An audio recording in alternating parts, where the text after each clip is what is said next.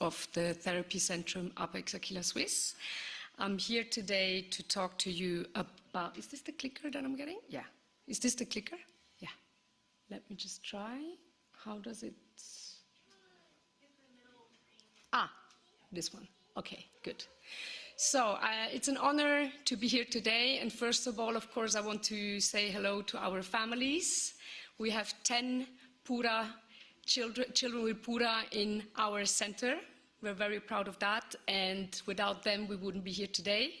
We learned a lot from these kids and the families. And it's just, it's a privilege to work with these amazing kids. So thank you very much, and say hello to Yael, to Carly, to Paul, to Emma, and is Charlie here as well? I'm not sure. Not anymore. Okay, anyway. So hello everybody, and thank you so much for your trust. Great. All right, so today I would like to speak from a, I would like to speak from a physical therapy point of view. Okay, I know maybe some of you have stopped physiotherapy or there is still ongoing. And I would like to first talk about our framework, which is called the ORCA method. I will go into that in more detail in a minute. And then, let me just put the, yeah. And then also talking about, of course, why we do what we do. And why a diagnosis is the starting point, a starting line, and not a ceiling. And then also sharing insights about the PURA cohort, how we work with them, what methods, and maybe giving you a bit of food for thought when you leave. Okay, so our mission. So here are my colleagues, by the way, Rita and Marilia. Okay, so these are we call us the Therapy Avengers. So our mission is that we provide the best individualized rehabilitation for the children.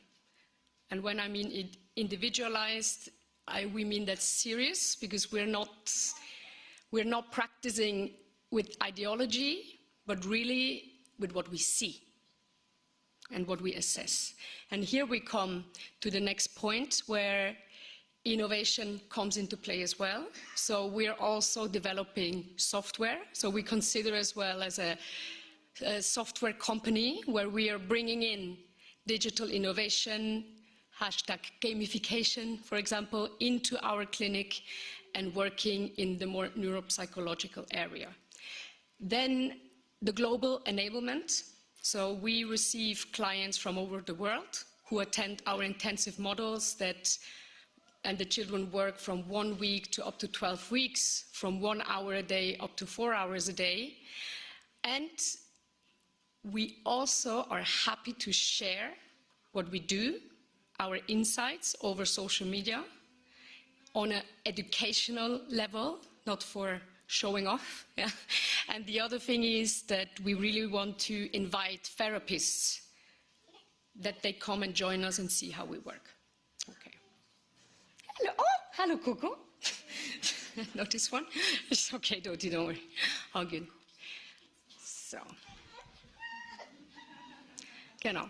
And I think this is something that I think it's there should be no discussion about this anymore, that a genetic diagnosis defines the starting point, and it's not a ceiling. So it's very important that we transition away from a prognostic labeled patient management. So what means prognostic labeled? It's that we look at the cohort, so this is the PURA, we look at the age, we look at their milestones in retrospection. But back then, maybe when these studies were done, we didn't know what we know now about the brain, about how an individuum develops, right? And the therapy methods, from a physical therapy, speech, and occupational therapy point of view, they changed. So maybe it's time that we look at it from a different perspective, that we view the child's neurobiomechanical profile as a dynamic system primed for structural organization. So the human is a complex system that emerges from a lot of different factors. okay, and not just from a diagnosis. So now, let's talk about our ORCA method. Usually, so we came up with this ORCA method because we are specialized in complex cases. So usually, parents who don't know where to go from a physical therapy point of view, a lot of them, they end up with us, as we are specialized for these complex cases. And then colleagues, when they start working with me, some of them in the beginning are like, where do we start? There is so much to work on. And by the way, you recognize a very good therapist when he says, there is so much to work on, I don't know where to start. This is a good therapist, okay? Just saying. So now, we need a blueprint. We need to start somewhere. So we draw the blueprint and we ask us the question, where do we start? And here is how we start working with our families. There is a clear trajectory. So first we connect, we talk to the parents, we get a good understanding by phone call, and already giving some ideas. Some parents, they are not suitable because the child is too old, or there are many reasons that could happen. But even then, we give some advice to the parents. So this is the first point. Then the second point that we do is assessment and initial therapy compliance sessions. These sessions are being recorded. Why? Because we're getting then to the next point where the team together discusses, looks at the videos and thinks and the physical examination findings, and then comes up with a plan. What's very important, of course, is we always take into consideration the parents' expectations, but that's the next point we're going to talk about, okay? And then we start to activate. I'm going to start that I will talk about this in a second. That would be our ORCA toolbox. And the last point as well, and this is where we talk also about data collection, is we track. We're using outcome measures, such as the gross motor function scale, depending on the function of the child, the Peabody Developmental Assessment Scale, to really objectivize, yeah, you know what I mean, okay, the numbers, and also to see if what we do is the right thing to do. Because maybe if it's not working out, it's not the child's fault. Maybe we need to reconsider the strategy, okay? So here's the ORCA framework, and as I said before in the quotes, we reject, knowing about what we know nowadays about the complexity of the human brain, and that children have the capacity with half a brain to develop fully, and there's so many stories, right? So we reject the idea of treating a generic genetic label. We analyze the physical evaluation. How does the chest expand, for example? I'm coming to that in a second. It's super interesting. What is the child learning when it moves? All these questions we're asking, and because we know we treat a highly complex, unique, complex system. Okay? So now the children's architecture. So we are structural engineers looking at, okay, how is the center of gravity? Where is the center of gravity of the child? Because the fact that a child cannot sit can also be because of the leverage. So maybe the child is tall and has not enough strength in the glutes and the back, so the center of gravity is in the front, so there's no way for this child to get up and be straight. So we also need to consider all of that when we work with these kids. We're going to go to that in a second. Of course, we always work with short, mid, and long-term goals under the ICF framework. I'm going to go into that in a second. So this way, we can look up the entire clinical landscape, and from our toolbox, we look for the best options to treat. Okay? Do you have any questions so far? Yes. For the parents, hi, my name is Remco. I am the secretary of Fabienne. Sorry? We want to get a microphone so the No, online you can hear me, right? No. Pretty loud. No? We had the online group too. Okay, sorry.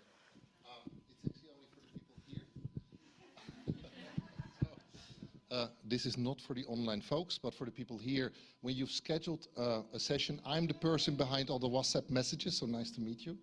The thing is, we're going to start a little bit earlier. So once the presentation is finished, we have a 15-minute breather. And then if you've scheduled a session with the team here, we will then start those sessions probably 1 hour earlier than initially scheduled. I hope that's okay and convenient for you. If not, we cannot well adhere to the other times, but it would give us more time and as well for other people to join in spontaneously. So that's that. Nice to meet you all. Thank you. Thank you. There's a question on the back. I can also just talk. Sure.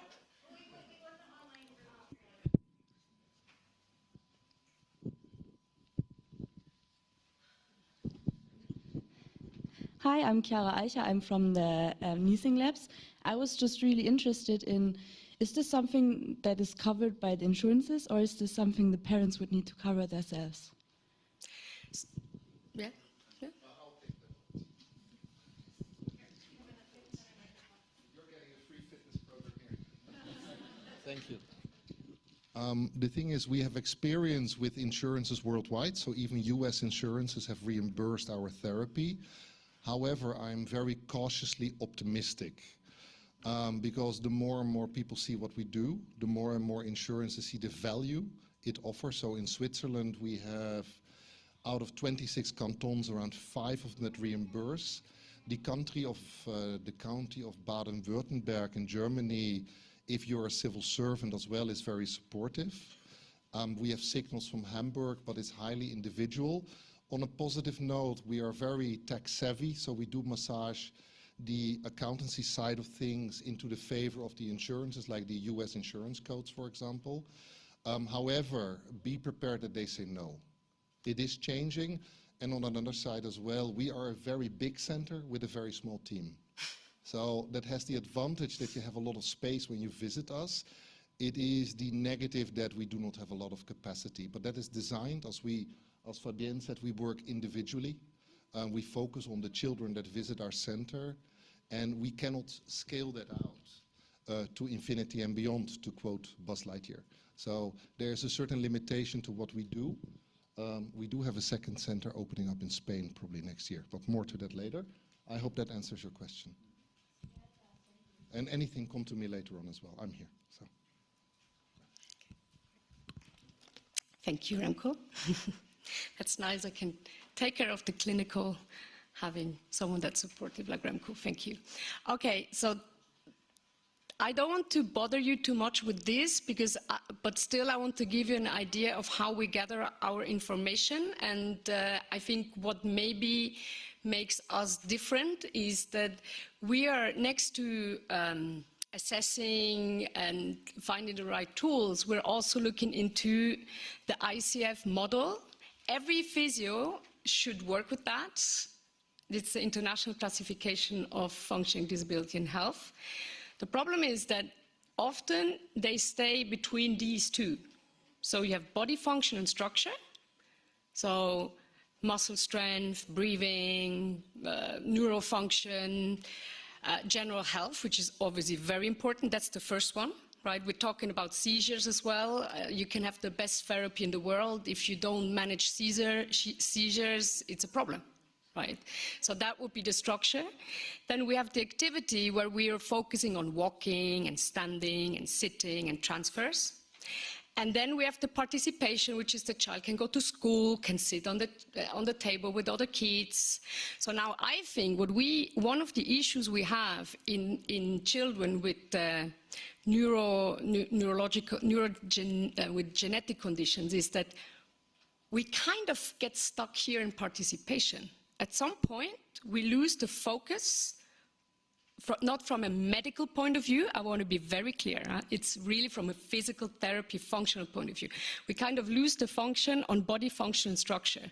So everybody is busy making the kids getting up, and it doesn't matter how. The alignment is not a necessity. Yeah, the child sits, it's okay. And we're forgetting that the body functions and structure is very important for also brain development. I'm going to get to that in a second. Okay. So, the family acts as a co-architect, of course. So this is something I think we're very strong, that we, the team, we are experts in the field. So expert means we can explain things in an easy way that parents can understand. And we are structured, so, because often we see parents, they come to us and they did so many different therapy methods and they're overwhelmed. There's even a term for that, which is time toxicity, I think. That you take the child from one therapy to the other and then at some point you get lost, okay? And again, I'm not speaking about the medical. I'm speaking about all these different types of rehabilitation techniques that are out there. Okay, and there as well, we're helping the parents maybe to look at what's been done so far. And then we start to say, okay, look, let's focus for now on this because the child needs this and this and this before it can get to the next stage. Of course, we are staying in line of our competence. So the scope of practice is clear. That's why also we reach out internationally to speech pathologists. If we don't find the answer, basically, we will find it for you, okay? Because we cannot know everything, and we should stay within our scope of practice. Voilà. So now, let's go to the first key insight with the PURA cohort. I think a lot of people always talk about axial hypotonia. This is what I hear the most, right? Hypotonic kids. From a physical therapy point of view, okay? And what I found interesting, and this is why I like the ORCA framework, because it's a framework, this clinical architecture allows us to add tools and remove them if we don't think it's good anymore, okay? So for example, what I find interesting, and I only learned that because of Marilia and Rita, because they know about this, it's the breathing. It's the busy breathing paradox, which is interesting. So let me talk to you about it. So the child with hypotonia gets a chest compression, okay? Even when they sit in the chair like this, the lungs cannot fully expand. So what is the main importance of an organism is to survive. So the child starts to, is busy breathing, okay? And this is a high metabolic demand for the child. It cannot focus on other things than breathing, okay? And the next point is, and this is again linked to the hypotonia, so the core muscles, when the child has struggle breathing, it starts to use the accessory muscles that support breathing, such as scaleni, pectoralis, trapezius, serratus. So you often see these children here.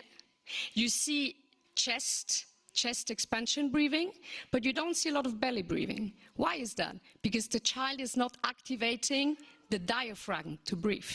So the next point is the diaphragm, together with the pelvic floor, builds the foundation for core strength.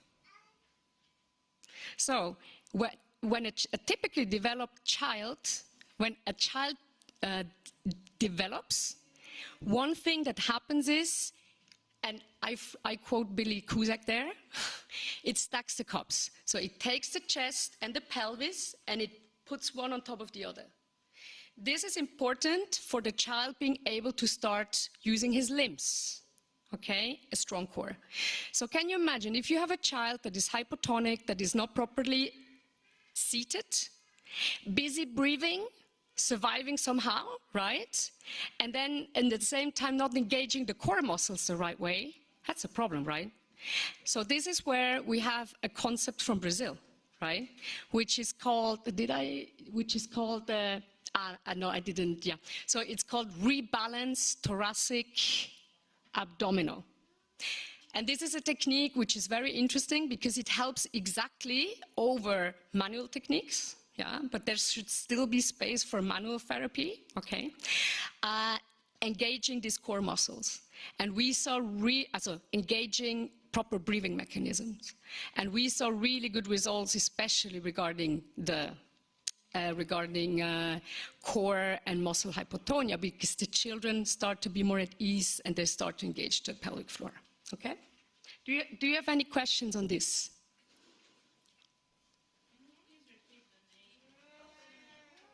So it's rebalance. Yeah. Hi. Can you please repeat the name of the method you just mentioned? It's rebalance thoracic abdominals. It's RTA. Or ORCA flow. But from my understanding for now, yeah, so yeah, that's the technique. Okay. Voilà. So let's continue. I think, yeah, let's continue. Yeah? Mm-hmm. Oh, 10 minutes. And then you just use this method for that issue, to make it stronger, the pelvic floor, or to activate the diaphragm. If okay, you are coming. Yeah. I just want to ask if you have experience with DNS. You are not with DNS. Yes, dynamic muscular stabilization. It's like okay. After I can ask.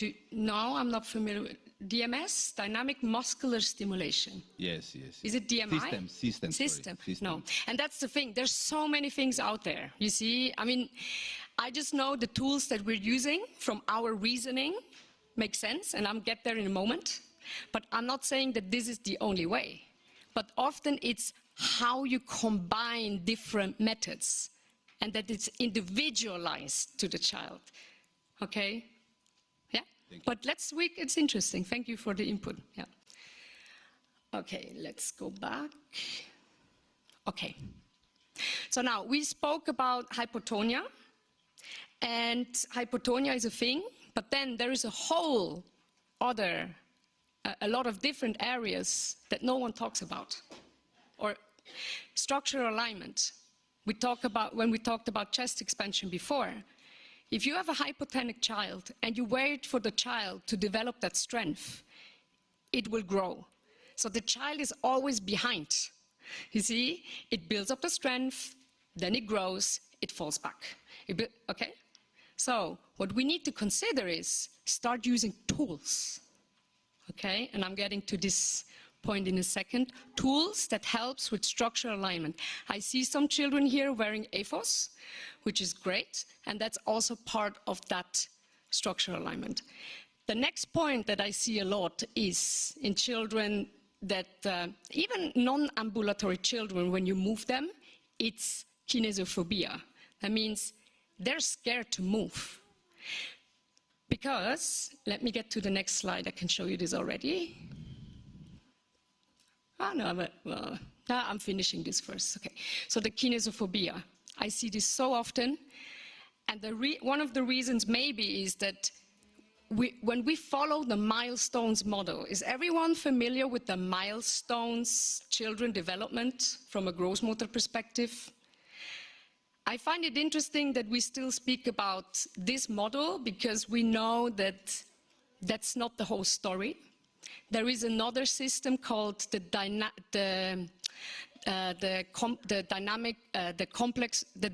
maturational model, which means that the human being is individual and complex and develops in different ways. Okay, so that's why we cannot just use that. First, the child needs to sit, then it needs to stand, then it needs to that. It doesn't work. Not with children that are non-typically developed. You cannot use a typically developed framework on not typically developed children. It's very important. They need to have their own milestones, basically, I would say. But here is then the kinesiophobia, because then these children, you wait for them to sit, they don't sit, and then at some point the therapist is like, oh, we need to now start sitting. Or we need to now start standing. And you put this kid into standing, and these kids are like, what is going on? You know, suddenly I'm up, I'm standing.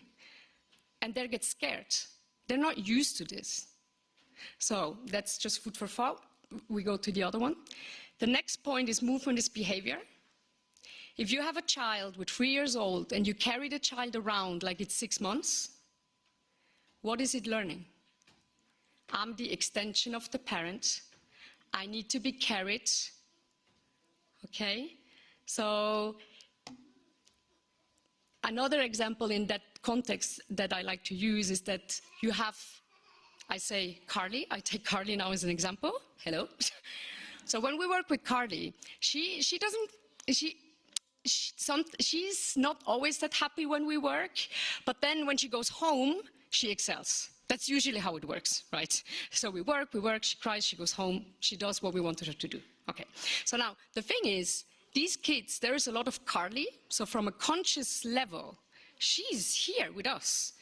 And that's the thing, the PURA kids can learn, but they can learn it the wrong way. And I'm going to talk about this in a second.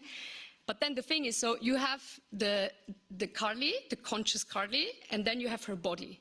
And this is not equal. The body is not strong enough. So who is replacing this in here? The parents.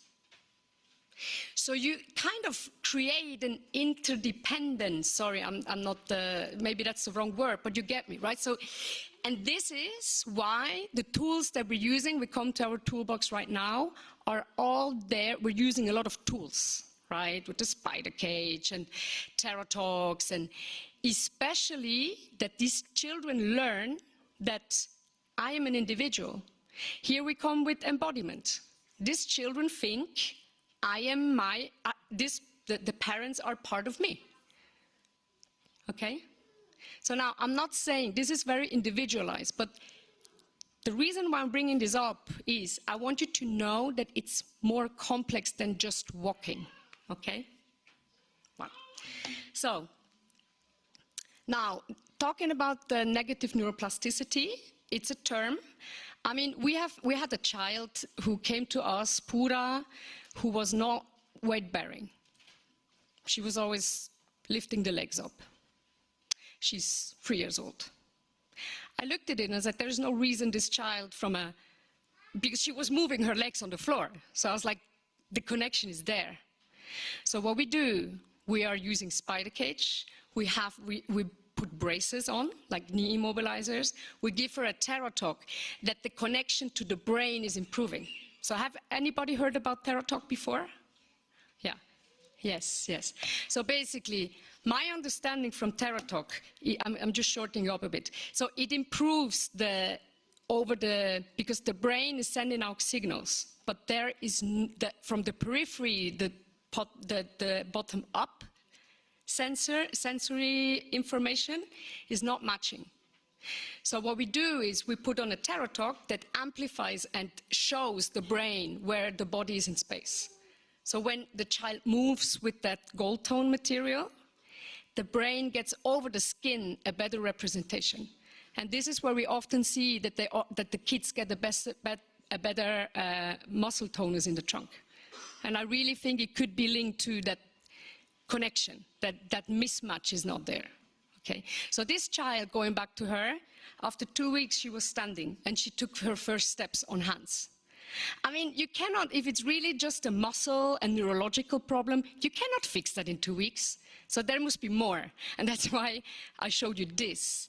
Because this child, and that's the thing, children with PURA can learn, but they can learn it the wrong way.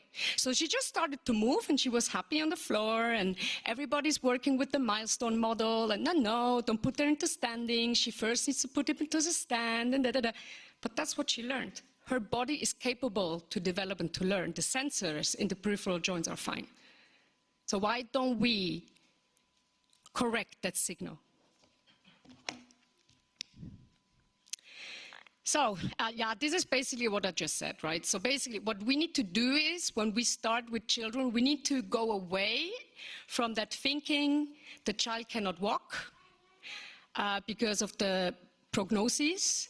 We need to look individual, what's the problem, what is the child learning, and then we need to act age appropriately. So in our clinic and in many, many advanced clinics, a child at 6 months, you put it into sitting.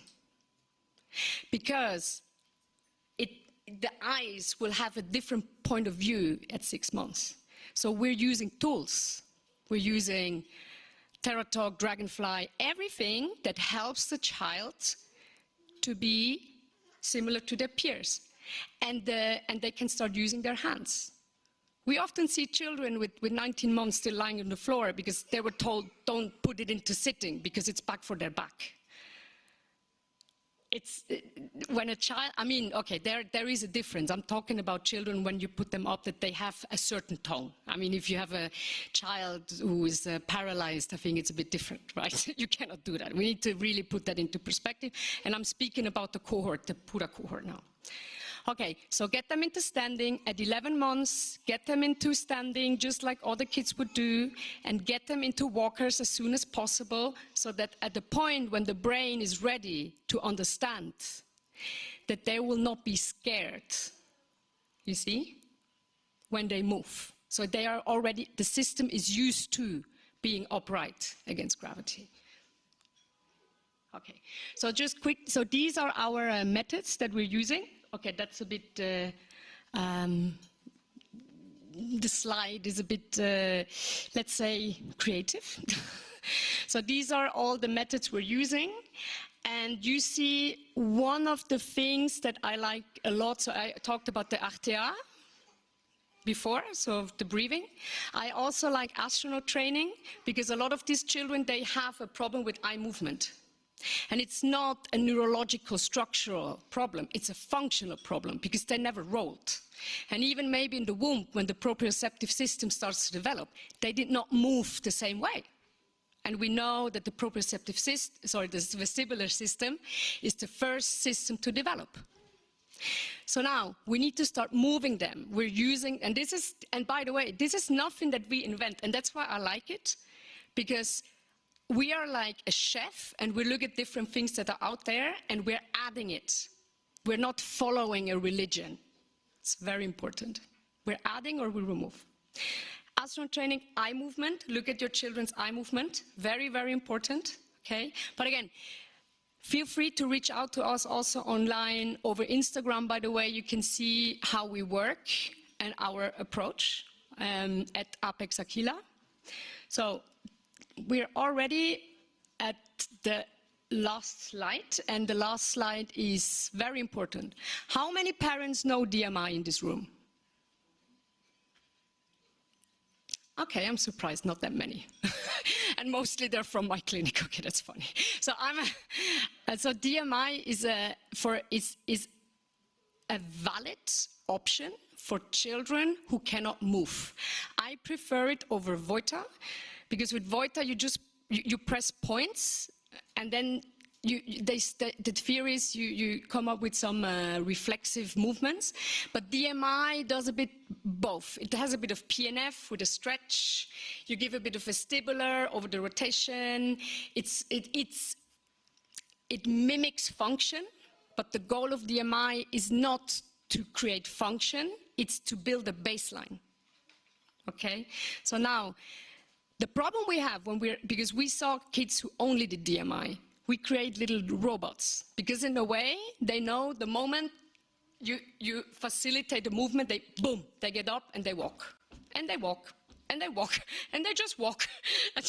But there is no engagement. So that's why in our framework, we also have the intrinsic motivation, moving, learning, okay? Because in DMI, the children cries, but when it's regulated afterwards, after the exercise, straight away it's okay. But we don't need the child to be that happy in the exercise. But then we need the motor learning, that you get that carryover into daily life.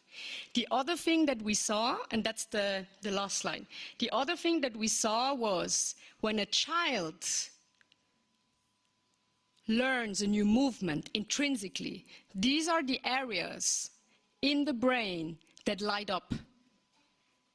So I heard some parents saying, yeah, the child can walk now, we stopped therapy. But that's not, you see, the child develops also cognitively, neocortex, prefrontal cortex, very important for executive function, problem solving, emotion regulation. It learns through movement. That's why we walk before we speak. Okay? So that's why when we work with the children, and then also intrinsically, so I would like to tell these parents, continue with the therapy, continue. It's not just about walking, it's also about brain development. So then, because in our cohort of the 10, we saw that when we worked on the cognitive motor planning and they got better moving, that we saw an association between the child coming up with new vocals and new syllables. Okay? So don't underestimate the power of movement, intrinsic movement for brain development, but at the same time, if the child doesn't have the body to do the movements, you still need to go back, give braces, improve the sensory input from the periphery, that the brain learns how it should move in space. Yeah, and with that, thank you very much for your attention.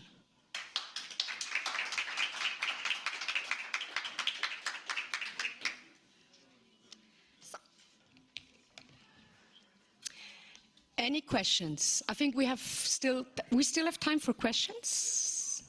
10 minutes, right? Okay.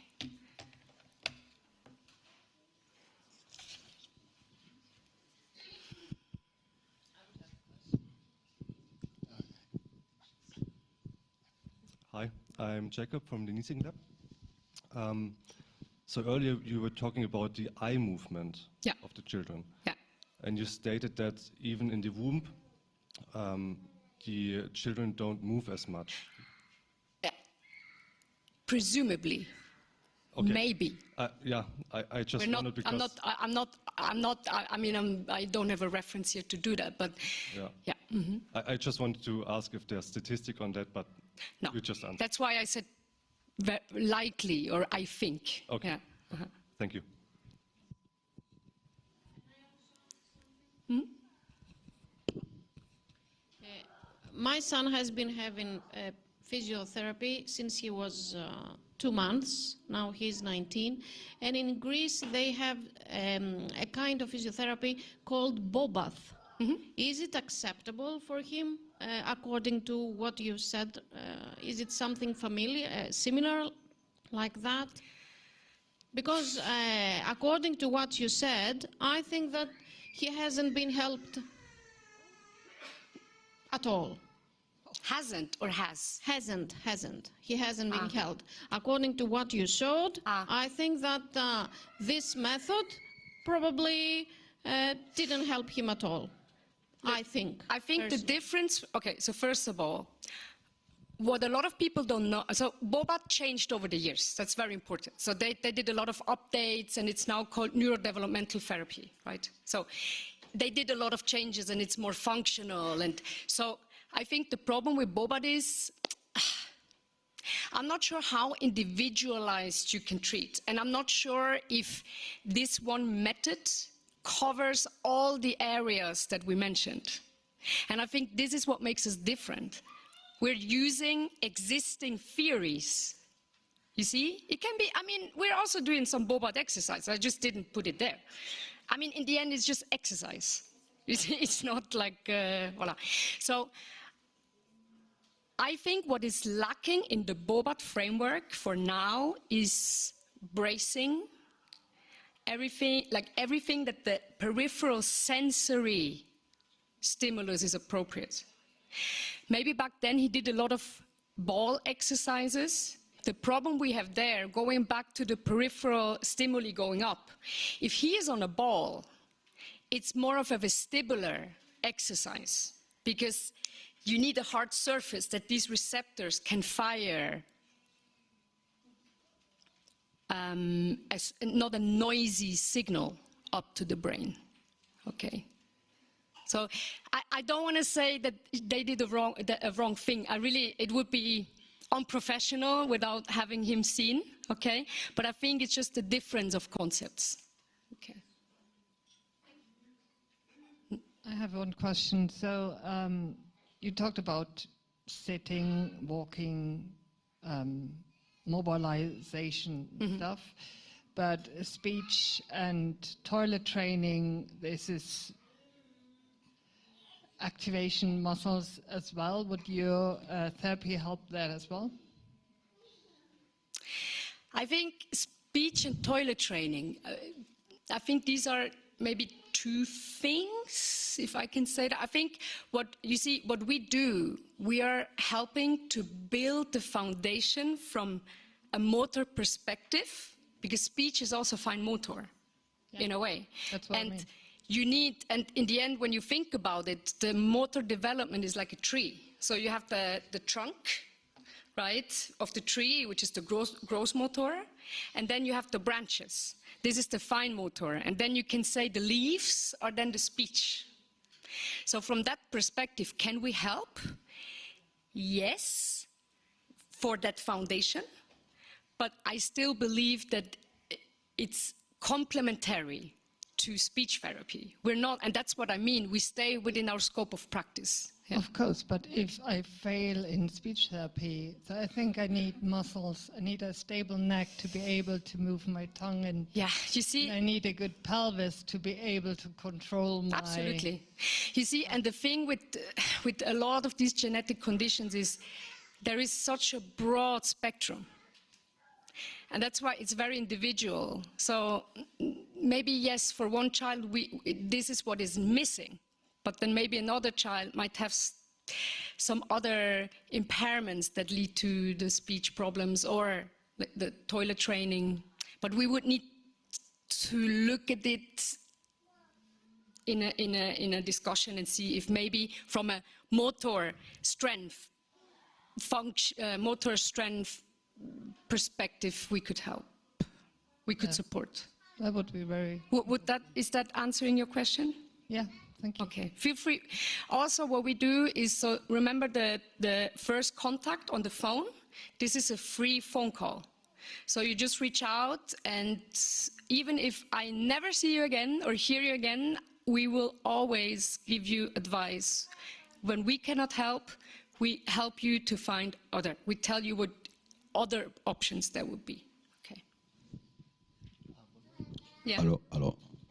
Maybe you answer my question. So it means that we can make some like online, for example, call or whatever, or some diagnostic with you guys, and then you can set something for the kids.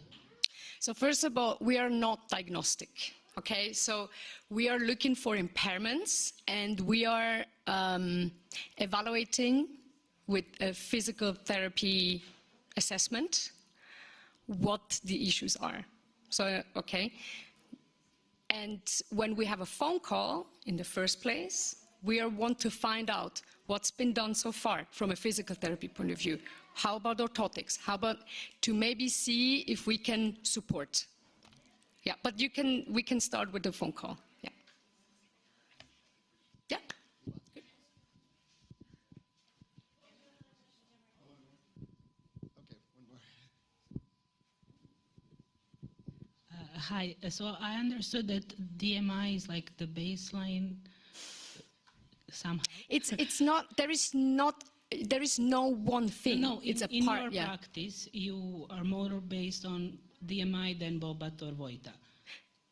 No, we also do Bobat. So we have NDT trained people, but they're also trained in DMI and CME, and yeah, but we're not applying Voita. Okay, and when do you start, or how do you assess that it's the right time to start DMI? Because our therapist told us that our son was too weak, that it was it could pose a danger to him to do DMI because of his hypotonia. How old is he? He's 14 months now, but that was months ago. But just to understand, how do you start? When do you start? Let me tell you. Yeah. Okay. So if we have a small child, usually we have now a child from Spain who is preterm, and we started by online coaching at 1 month. And we started with the Terra Talk, and we started with positioning, and we reached out to the clients, and it was too early for DMI. So usually if parents, before 6 months, I think there is a lot of parent education, you know, that the parents need to learn how to handle, voila. And then after 6 months, in our opinion, we need to do also a lot of sensory. You see, we need to give them a lot of sensory input, and we would use DMI to facilitate. But at 6 months, I wouldn't do these crazy maneuvers. And I'm intermediate A trained, and there are not that many in Europe, and I wouldn't do that. So I would also respect the milestones there for safety reasons. And also, you need to be careful because there are different skill levels in DMI. Did that answer your question? So it's really individual. But maybe if he says better not, then maybe it also shows that he's professional and things that maybe from a skill set, yeah, needs more work. Okay, good? Okay.